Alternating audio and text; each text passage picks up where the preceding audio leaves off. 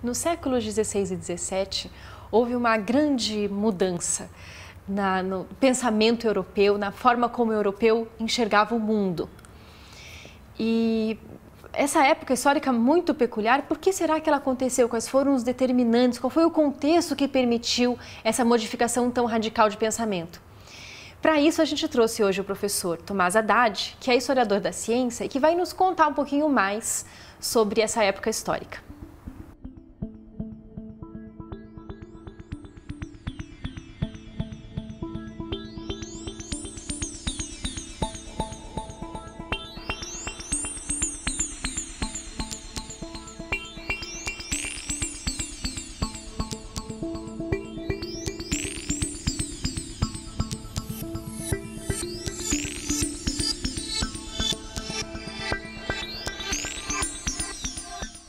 Tomás, uma coisa que nos deixa um pouco intrigados é por que o Copérnico resolveu retomar esse debate dos gregos? Quer dizer, já estava tudo tão bem estabelecido, né? Nós aqui no centro do universo, os demais astros girando ao nosso redor. O que leva um sujeito a remexer num conhecimento que já estava tão bem estabelecido? O que ele queria? Ele era doido, queria se mostrar? Quais eram as intenções, o contexto dele? Olha, a gente tem que admitir desde o princípio que não está estabelecido o que o Copérnico queria. Na verdade, esse é um debate que os historiadores vêm realizando há muitas décadas e não há uma conclusão ainda a respeito disso. Sabe-se que o Copérnico, na sua juventude, passou alguns anos estudando no norte da Itália, em universidades dessa região. E por lá havia um movimento muito forte de retomada de antigos textos da tradição grega e latina e uma revalorização de conhecimentos da antiguidade. E alguns historiadores acham até que estava surgindo nessas localidades por onde o Copérnico passou, uma nova forma de conceber a experiência e a relação entre as nossas teorias e os dados sensoriais, alguma coisa que poderia estar sendo até um reflexo da expansão europeia que estava acontecendo nessa época, a partir da Península Ibérica. Mas o fato é que não existe nenhuma evidência clara e conclusiva de quais eram as intenções do Copérnico na sua proposta heliocêntrica. Essa proposta, de fato, existem evidências indiretas de que ela já tinha sido feita por alguns pensadores, alguns astrônomos gregos, e o próprio Copérnico, na obra que ele virá publicar a respeito do sistema do universo, cita alguns nomes de antigos gregos que ele diz que já haviam feito isso anteriormente. Mas não restou nenhum livro desses antigos gregos. O Copérnico não pode ter lido alguma coisa desse tipo. Sabe-se também que o Copérnico deve ter tido alguma influência de astrônomos árabes, mas ninguém conseguiu até hoje estabelecer como exatamente ele teve o contato que parece ter tido com a astronomia islâmica, que foi uma tradição astronômica muito forte durante toda a Idade Média e uma tradição que manteve algumas ideias dos gregos em discussão, manteve essas ideias muito vivas durante bastante tempo. Na verdade, o Copérnico esperou até a velhice para publicar o seu modelo cosmológico, não é? Quer dizer, por que ele esperou tanto? Ele tinha medo de alguma reação da igreja ou de setores da academia? É verdade que o livro do Copérnico sobre cosmologia foi publicado no último ano da vida dele. Ele faleceu algumas semanas depois do aparecimento desse livro. Mas quando ele era jovem, ele já tinha escrito um pequeno tratado astronômico e cosmológico em que ele apresentava algumas hipóteses do heliocentrismo. E esse pequeno tratado, que nunca foi publicado na forma de livro, ele ficou como um manuscrito, começou a ser conhecido por outras pessoas na Europa, outros astrônomos, outros filósofos europeus. E o Copérnico provavelmente já tinha uma espécie de uma medida de qual ia ser a reação quando ele publicasse a teoria completa. E ele provavelmente temia reações tanto por parte da comunidade acadêmica, vamos dizer assim, que poderia não concordar com as hipóteses heliocêntricas, quanto, de fato, reações da igreja, a ponto de ele ter permitido que o prefácio do livro dele fosse escrito por um bispo, e esse prefácio procurava evitar qualquer tipo de problema que o livro pudesse trazer para o Copérnico com relação às autoridades religiosas. E como as autoridades religiosas encararam o sistema de Copérnico? Quer dizer, não só as autoridades religiosas, mas também a academia, os eruditos, os astrônomos da época. Houve, de fato, um grande fervo em torno disso? Não.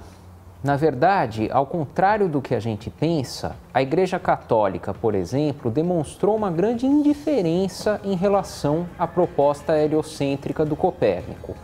O livro foi publicado em 1543 e somente em 1616, quase 80 anos depois, é que a Igreja oficialmente proibiu algumas partes do livro, dizendo que elas não podiam ser consideradas corretas. Mas ao longo de muitas décadas, durante o século XVI, não houve qualquer tipo de posicionamento oficial da Igreja Católica em relação a essa questão heliocêntrica. Alguns importantes líderes protestantes, como o próprio Lutero, eles não aceitaram o sistema do Copérnico e escreveram alguns parágrafos denunciando o sistema do Copérnico. Isso não impediu que astrônomos protestantes do norte da Europa fossem os principais defensores do copernicanismo ao longo do século XVI. Mas mesmo esses astrônomos que defenderam o copernicanismo eram uma minoria.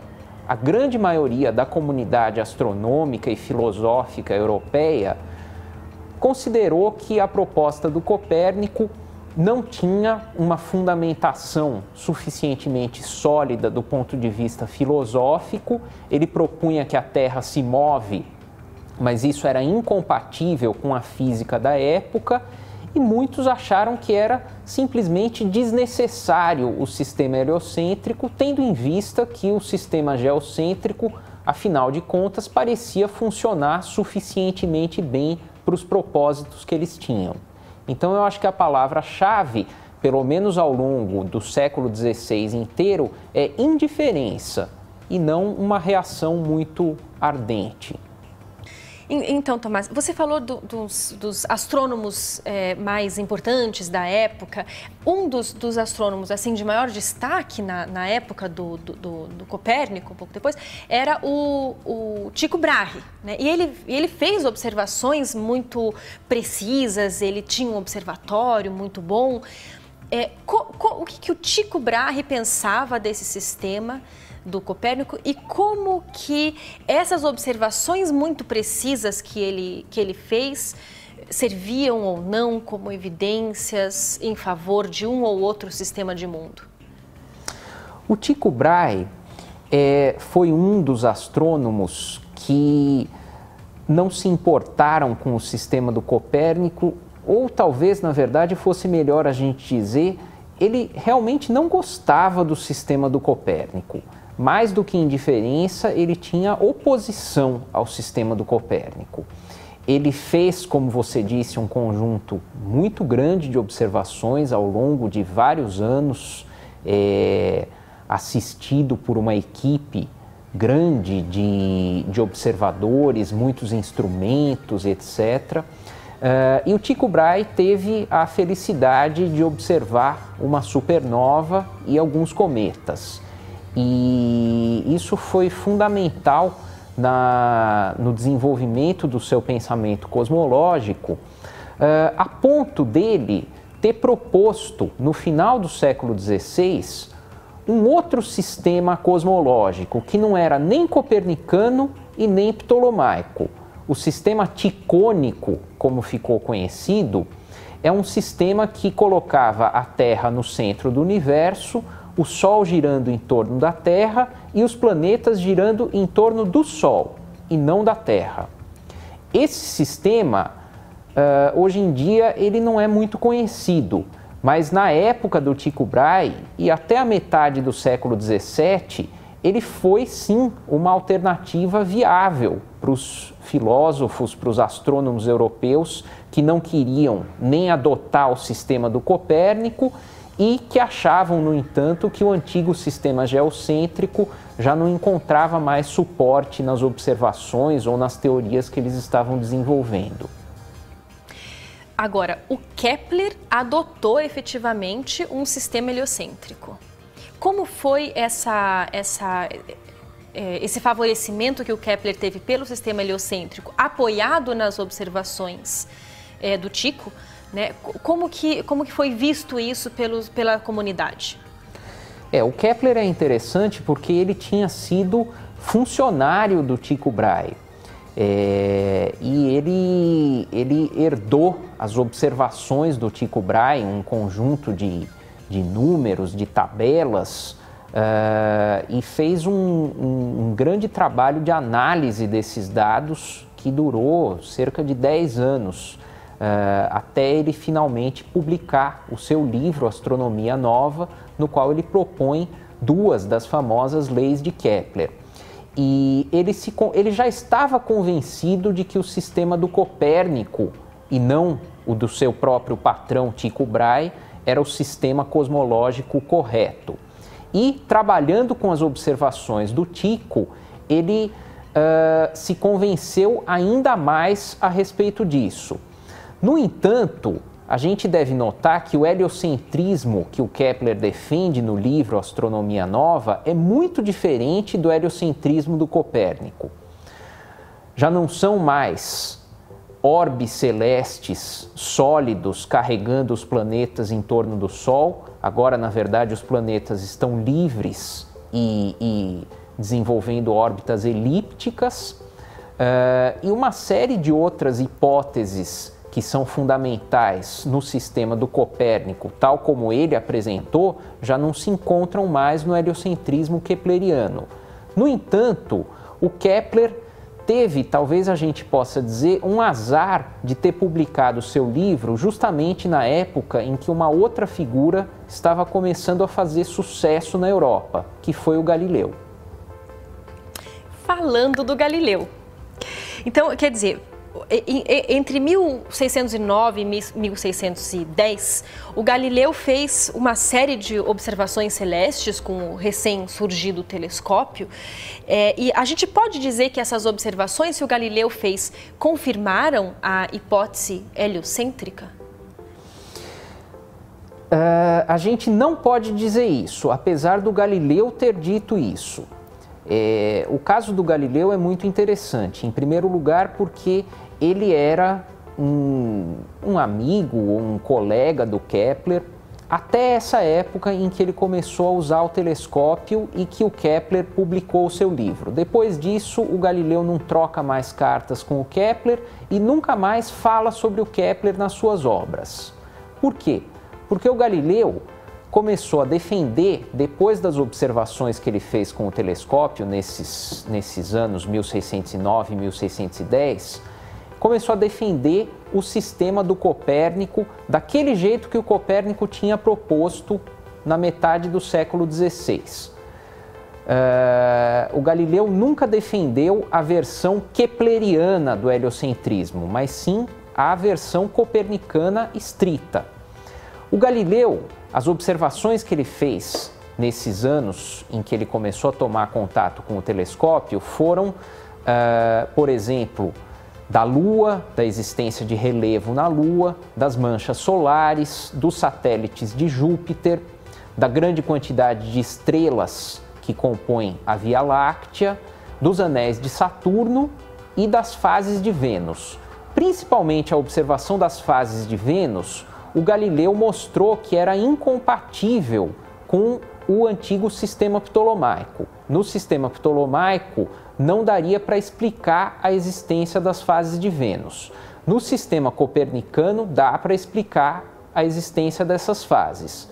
No entanto, o Galileu não deixou claro que no sistema ticônico, do qual a gente falou agora há pouco, também dá para explicar a existência das fases de Vênus. E ele fez quase que uma propaganda do sistema do Copérnico, dizendo que estava demonstrado experimentalmente, empiricamente o sistema do Copérnico, quando na verdade não estava. O sistema do Tycho também servia para explicar tudo que o Galileu tinha visto. O Galileu, ele quis roubar a cena? Ele quis criar essa polêmica? Parecia ser da personalidade dele, assim, buscar essa visibilidade? Porque foi o que aconteceu, né? Ele trabalhou para isso? Tem muitos historiadores nas últimas décadas que defendem exatamente isso. Parece que o Galileu aproveitou uma oportunidade e aproveitou mesmo. Ele tinha uma situação profissional antes de começar a usar o telescópio que era muito desvantajosa em relação àquilo que ele vai conseguir depois das suas observações. Ele era um professor de uma universidade e depois ele se torna filósofo e matemático de um grande duque, de um nobre em Florença, que era a terra natal do Galileu, o Ducado de Florença, e isso significa muito mais status, significa vantagens materiais e significa ser conhecido em escala europeia como o principal astrônomo da época, que é o que o Galileu acabou sendo reconhecido como tal, em detrimento do Kepler. Certo. Agora, então quer dizer que o Galileu não estava investigando se o mundo era heliocêntrico. Ele partiu desse pressuposto, é isso? As observações do Galileu aparentemente foram feitas sem uma ideia de qual seria o sistema de universo, o sistema de mundo correto, vamos dizer assim. E ele parece ter percebido no decurso das suas observações que aquilo que ele estava vendo era compatível com o sistema do Copérnico. Ao mesmo tempo, ele parece ter sentido que valeria mais a pena ele defender o sistema do Copérnico e praticamente esquecer o sistema do Tycho Brahe. Isso daria mais oportunidades para ele e o colocaria numa posição de mais destaque. Se o Galileu já era um copernicano antes das observações com o telescópio, é algo que não está estabelecido. Ele parece que tinha uma simpatia por esse sistema, realmente, mas ele também conhecia o sistema do Tycho Brahe e ele chegou a escrever um pequeno livro no qual ele expunha os detalhes do sistema do Ptolomeu. Ele parece que não estava muito convencido de qual seria a hipótese correta. Bom, eu acho que isso já clareou bastante as nossas ideias a respeito dos sistemas de mundo e do contexto, enfim, europeu, nessa época do Galileu, do Kepler e do Tycho Brahe, né? E até do Copérnico. E a gente pode continuar conversando pelo fórum. Eu quero agradecer aqui o professor Tomás. Eu acho que foi muito significativo para nós a sua participação. Obrigada. Muito obrigado.